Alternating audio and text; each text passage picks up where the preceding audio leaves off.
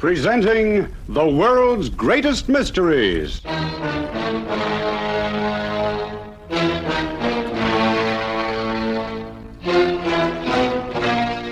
And now, your host. This is Basil Rathbone.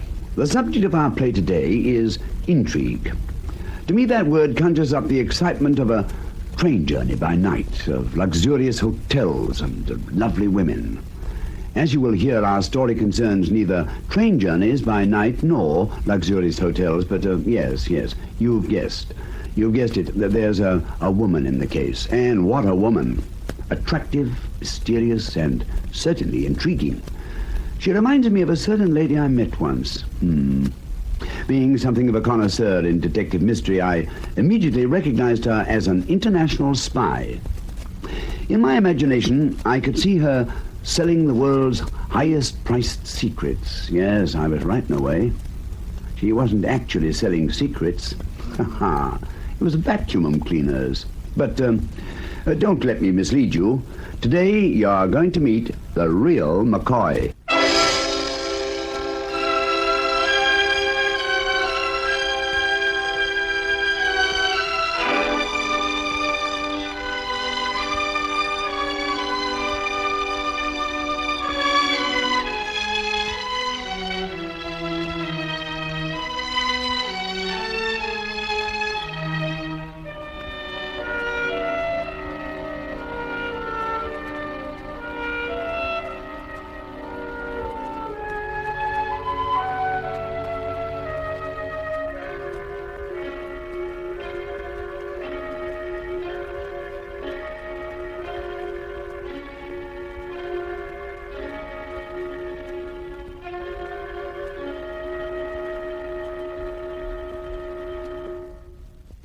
Presenting Intrigue.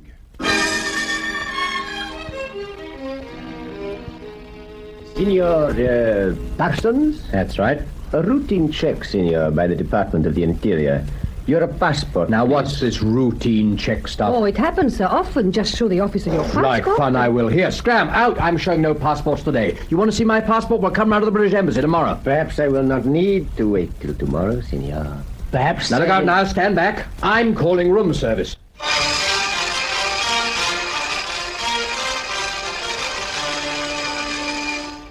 In a moment, we bring you another exciting story, starring today Marius Goring.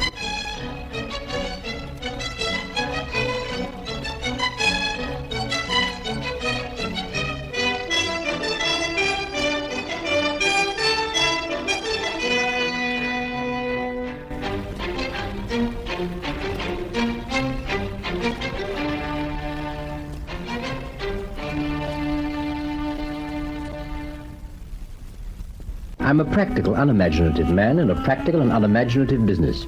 This business has brought me to Italy, to Milan, then to Turin, now to Rome. To be precise, to room 514 of the Hotel Excelsior, where a few minutes past 10 in the morning, 12 minutes past 10, yes.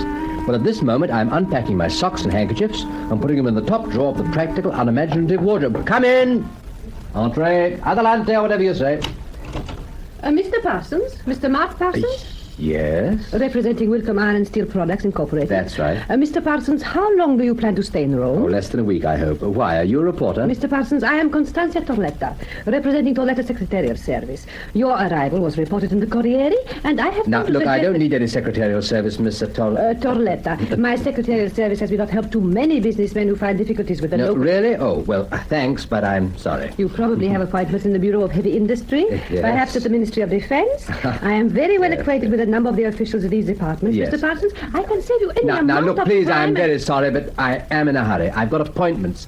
Look, you wouldn't even know what a flange housing is, Miss Torletta. Torletta. Here, my card. Oh, that is what you sell, flange housings. As a bearing for a shaft, axle, spindle journal, gudgeon, or pivot. Hey, well, now, where did you pick all that up? Oh, my secretarial service has been used by many businessmen in Rome, Mr. I'm Parsons, very and sorry, but I do not have any need for a secretary. None at all. Thank you. But I should... Sorry. Good morning. What a persistent girl. I hurried on out and down the steps of the hotel, and as if I weren't flustered enough already, all of a sudden a man... Frankie, when'd you have your moustache? Oh, I'm sorry. I must have got you mixed up with... Not at all. I'm sorry. Quite all right. business appointments all the morning and all the afternoon. Well, I felt quite good when I went to the hotel's cafe late that afternoon to relax. Dry martini, please. Martini secche, si, senor. Hey, English, aren't you? Huh? Oh, yes, that's right. Oh, I spent a lot of time in England myself. People often size me up as an Englishman, you know. But you know better, don't you? Hey, how about having a drink together? Huh? You're not English. Oh, no, not me. I got the papers to prove it. No, sir, I'm Italian, all right. I'm just about as Italian I as I must can. say you don't have much accent. Pal, that's where you're 1,000% wrong if you think I'm English. Now, let me try and size you up, huh? You're a businessman. You come over here to sell some of your English products. Huh? That's right, yes. Now, let me guess. Engineer, you're selling a machinery, huh? You're warm. Machine parts for steel fabrication. You don't tell me. Machine parts for steel fabrication. Well, what do you know? Martini secche. Grazie. On my bill, Pascal. Oh, no, please. So you're selling machine parts for steel fabrication. Well, pal, you're just the man I need to run into. You know that? Tell me, how long since you were in England? Oh, maybe 6 months, but... hey, don't distract me. I gotta introduce you to this man I'm trying to tell you about. He's maybe the biggest buyer of fabrication parts for machine steel you can find anywhere. What? Well, of what you're talking about, what you sell. Parts for fabricating steel machines, like you said, huh? Oh, well, I don't talk the language so good, I get a bit confused, but I know my friend. He wants to buy what you gotta sell. You want a big order or not? Oh, that's why I came to Italy, to see that my products were sold. So, all right. So here's my card. Here, grab your hat. I'll take you right there to him.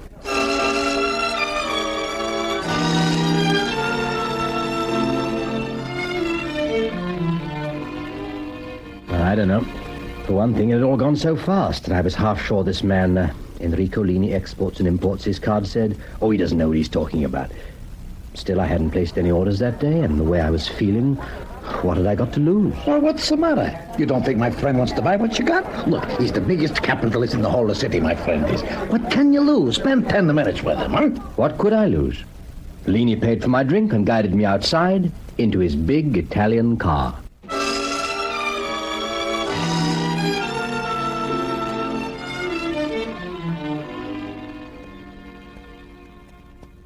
Come in, gentlemen. Oh, thank you. Mr. Parsons, meet Mr. Ruggieri. How do you do, Mr. Parsons? Let me take your coat. Oh, thanks. I say, this is a nice place you've got here. How nice of you to say so. The view down to the city is thought to be quite interesting. Please feel free to look around. Thank you, I will, if I may. Well, Frankie, how about it? Was I right? Yes, you were, Rico. I say, that's a fine view. Say, you know, Mr. Ruggieri, you look somehow, familiar. Huh? You weren't up in Milan or Turin last week, were you? I'm quite sure we have never met before, Mr. Parsons. I am certain I should have remembered your face. Well, your friend tells me you're interested in buying machine parts. Are you involved with rolling mill or structural steel? You are so impetuous to discuss your business, you English. Come, let us have a drink first. Some wine or a cocktail or perhaps a whiskey. Oh, whatever you're drinking. Whiskey, huh? Tell me, Mr. Parsons, you have enjoyed your visit to Italy? Oh, fine.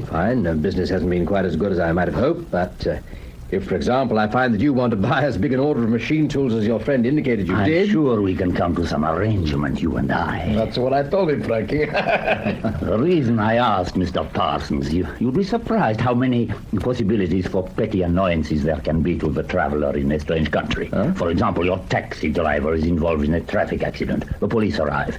Nothing is your fault. You are completely innocent. Yet they ask for your papers. And if by some mischance you have left them in your other suit, prison.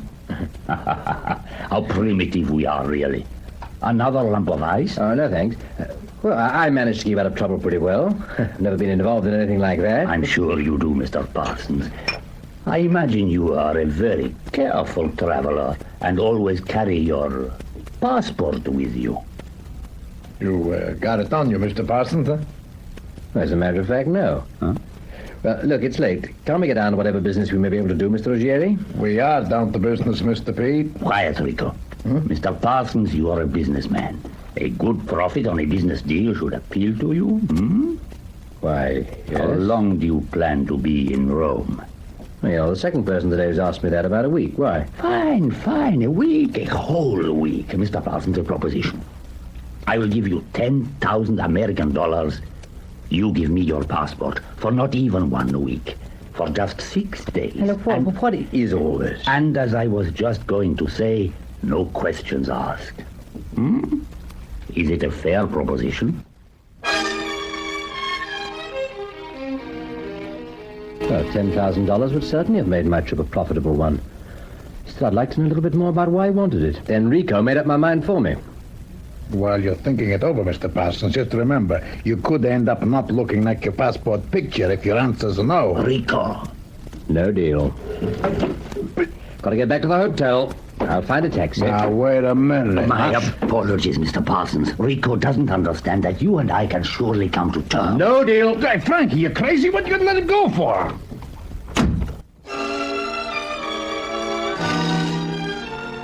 I was out of that front door alone. They hadn't come after me yet. Down the street and round the corner. Where had I seen that man Ruggieri before? Now, I was sure I'd seen him, but I just couldn't remember where. Lini's big Italian car. Searchlight on, train along the pavement. Then it gathered speed, went on ahead towards the town.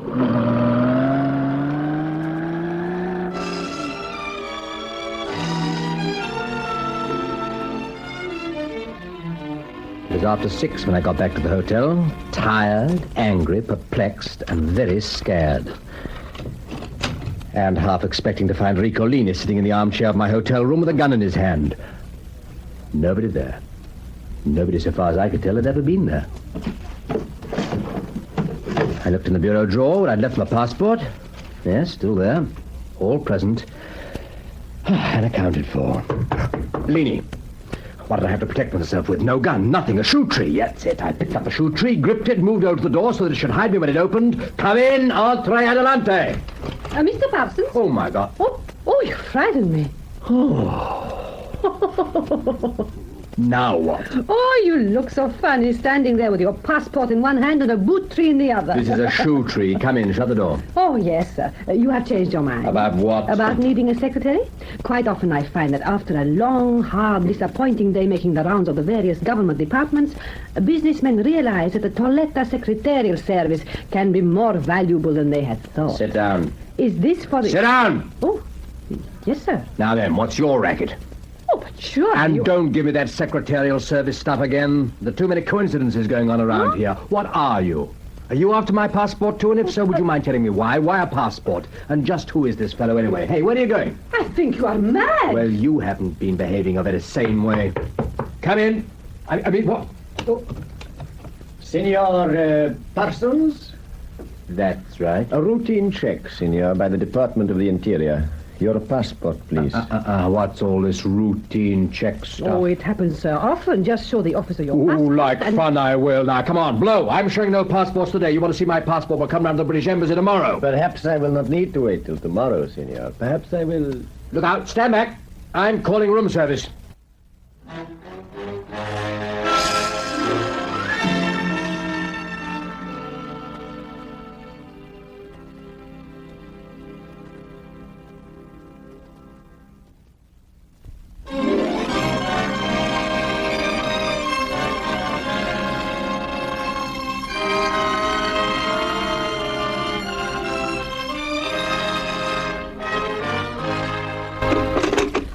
Hello, room service. This is room 514. Send... Mr. Parsons, are you crazy? This man is from the Department of the... Never mind, senor. I will take care of it. Aha, that coward. He couldn't fool me. You must have gone right out of your head. He was from the security department. Don't you understand? I understand, all right. Now what? I'm calling the British Embassy. You can't. What do you mean I can't? I'm a British citizen and I... Closed. 6 o'clock. I know. All a part of the Tolletta Secretarial Service to know that sort. I don't believe you. British Embassy, please. You're in league with them. With whom? Can't be closed. You're sure? In league with whom? Look, Mr. Parsons, if you are in trouble, you need some help. No, my lovely one. I wouldn't trust you as far as I could throw my paternal grandfather, and he weighed 272 pounds stripped. Now, come on, out. But out. don't you think that... All I think is how I want to get away from you and all the rest of your bright pals. Now, I'm going to a big, crowded restaurant and have dinner. And I'm going to take a policeman by the hand to lead me home. So tell him it won't do any good, any more of the rough stuff. All right? Mad. Mad. That's as maybe. Now, goodbye, Miss Turois. Tolletta! I I put her into the lift. I was furious. And then I took the next lift down. She wasn't in sight. Neither Bellini or Ruggieri. Good. I walked out of the hotel. I knew of a big restaurant just down the road, too crowded for any of their funny business.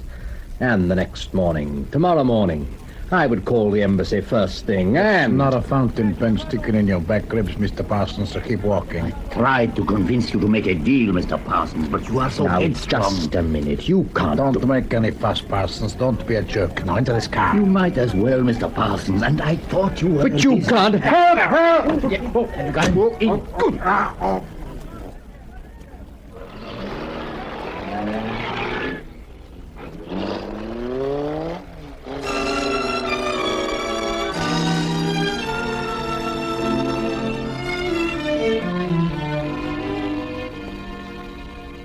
Oh. Hey, where? Oh, my head. Oh, hey. What? Suddenly I was conscious. It took me time to work it all out. I tried to get up. I was almost sick. My head was splitting. And there I was in a little alley. Hey, police! Help! No good. Every time I yelled, my head shot out like a firebomb. I remembered getting into the car. I sat back. Somebody's hand went over my mouth. I tried to yell. Then Harry reached inside. My passport. Ooh, my head. But they stole my passport. Police! Help! I could see. The street, down there. Lights. Try and stumble down. My watch. Let's see. Ooh, it's blood all over me. Oh, did they kill me? No, they can't have done. 10:30.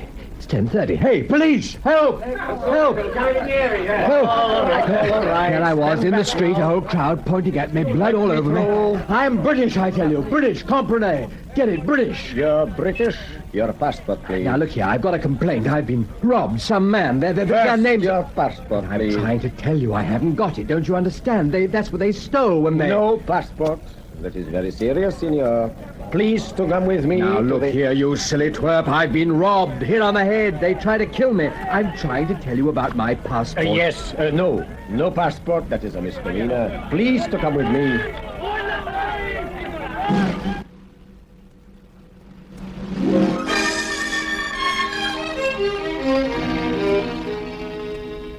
He called me, and I quote from my notes, dope, boob, jack-in-office, clothead, ass, idiot. What is that, the clothead?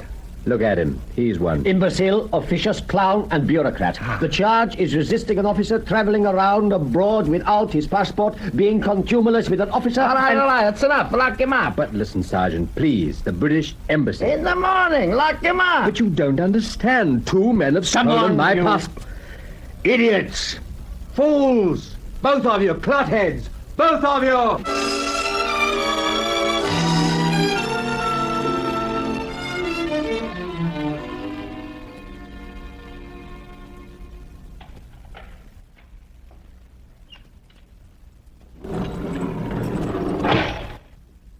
Is this the man? Yes, that's the man. Oh, no, not you again.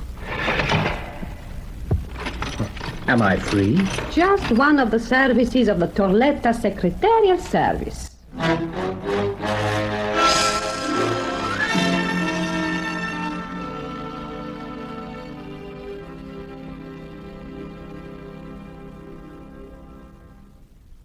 Oh, Lord, coffee. Black coffee, nothing like it. That is espresso. I beg your pardon? Oh, never mind. Do you realize that a bullet has creased your skull? Yes. That somebody tried to kill you? Yes. Aren't you a businessman after all? Are you perhaps a gangster? What? Don't try to answer. Just drink your coffee. How did you get me out? I told you, just one of the services. Now, wait, never mind. Answer this. How did you know I was in jail? After you had refused to show your passport to the agent from the Internal Security Agency?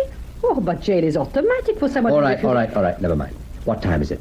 11:30. He must be trying to catch a plane to England using my passport. Who? What plane to England? No plane to England leaves until 3 this Are morning. you sure? When did the last one leave? At 3 this afternoon. You're sure of that? How do you know so quickly? It is one of the services of the Torletta Secretarial Service to know the time Of the plane's planes departing for London. I should have known. Then we still have time. For what? To catch him. Who? The man who stole my passport, Ruggieri. Ruggieri? Well, you know him? Can you tell me why he wants my passport? Wait, let me look. Oh, but of course. What? Here, sit still. No. Mascara, so on your upper lip. Now, wait. These sunglasses. Knock the dark glass out. Oh, what is all this? So, now put them on. No, my mirror. Look, now who do you see? Ruggieri. No wonder he looks familiar. Now I know where I saw him before. Where? In my mirror when I shaved my moustache off 4 years ago. Who is Ruggieri? You don't know Ruggieri? You have heard of Frankie Rogers. Frankie What? He's an American gangster who was booted out of America about 2 months ago. Oh, no, you... Oh, my... Wait, don't faint, Mr. Parsons. Here, sniff this. Oh, it's all right. I'm all right, thanks. Oh, Frankie Rogers. You are better? There's still just one little thing. Yes, but, Mr. Parsons, if he's got your passport, hadn't you... In a minute. First tell me, why are you so persistent? Why do you insist on my using the tutor secretarial service? Is it because I'm so handsome? Mr. Parsons, at the moment you are the only British businessman in Rome who is without a secretary. Oh, I see. Well, I just thought I'd ask. Of course, Yes? I could think of other reasons. Yes? After we have your passport back. Oh. Yeah, what's going on? 51739, please. Do you have a reservation on the 3 o'clock train for Signor Mark Parsons? Thank you. All right, come on. Where? But where else but to the house where this Ruggieri lives? He has the reservation on the plane. We must hope to find him still at home. Do you know where to go? Of course. All efficient secretaries know the addresses of well-known Roman citizens. It is one of the most routine of the services of the Toiletta Secretarial Service.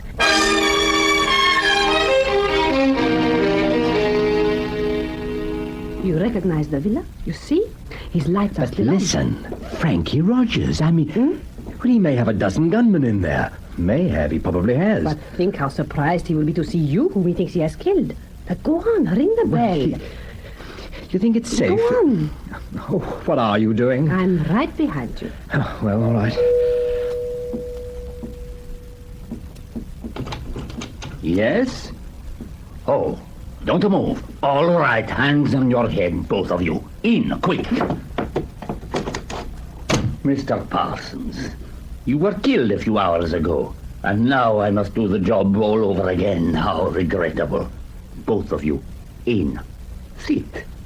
Who is the pretty girl, Mr. Parsons? The Toiletta Secretarial Service. And all that mascara over your upper lip. What is that, a game? To see how much you look like me? You look better now that you've shaved yours off, Signor Ruggieri. I like to look at pretty girls, not to listen to them. I want my passport back, Mr. Ruggieri, or Rogers, or whatever you call yourself. Do you? And you walk in here and expect me to give it to you? Do you know how very much I need your passport and your good name, Mr. Parsons? They will help me to take into Britain enough uncut heroin to net myself more than £1 million, and all in less than a week. I think I will never have made so much money in so short a time. The fact that I tell you this, Mr. Parsons, ensures that I will now have to kill you. Take your glasses off, Signor Ruggieri. I want to see if the likeness is perfect. I think I will shoot you first, Miss Secretary. You talk too much. May I say one more thing? One more, yes. It is this. If the hand holding your gun moves so much as the fraction of an inch... Oh, don't faint, Mr. Parsons. Quick, sniff this. It's all right. Frankie Rogers. Oh, he won't move. Your gun? Yes, it has wrecked a perfectly good black velvet handbag. I will put it on my expense account and charge it to you. Tell me, was this just another routine service of the Toiletta Secretarial Service? Oh, here, your passport. We've got to hurry. I'm getting scared. You're getting scared. Quick. Oh, now I need a sniff. My smelling salts. Oh, can't we call the police from the hotel to tell them about all that uncut heroin? Mr. Parsons, please. Oh. You know, it's kind of funny, but I'm afraid I've smeared mascara all over you. Well, at least you're getting paid double for overtime.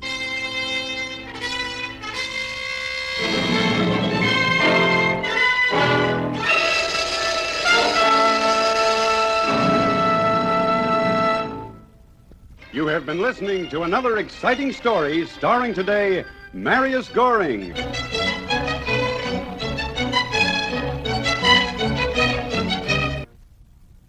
This is Basil Rathbone again. I told you the lady you were going to meet was the real McCoy. Although McCoy was not her name, she was genuine in all conscience. The only trouble was she didn't have a conscience. Well, goodbye till we meet again to listen to another of the world's greatest mysteries.